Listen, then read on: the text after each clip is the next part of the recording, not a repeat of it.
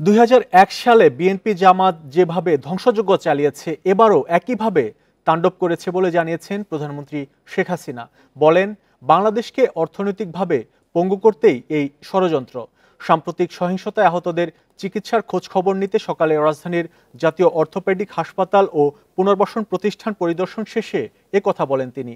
এ সময় প্রধানমন্ত্রী আরও বলেন, দেশের মানুষকেই এই সহিংসতার বিচার করতে হবে, আর কোটা আন্দোলনকারীদের কমপ্লিট শাটডাউনের জন্যই এত মানুষ হতাহত হলো।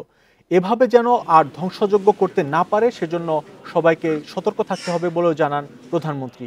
পরে বনানীর হামলার শিকার সেতু ভবন, দুর্যোগ ব্যবস্থাপনা ভবন ও এলিভেটেড এক্সপ্রেসওয়ের টোল প্লাজা পরিদর্শন করেন প্রধানমন্ত্রী। আজকে চিকিৎসার জন্য যা যা লাগবে আমরা করে দেবো, করে দিচ্ছি। আর যারা পা হারিয়েছে বা হাত হারিয়েছে আমরা কৃত্রিম পায়ের ব্যবস্থা করে দেব, যাতে তারা আবার সুস্থ মানুষের মতো চলতে পারে, নিজের কাজ করতে পারে। আমাদের যতটুকু সাধ্য করে দেব।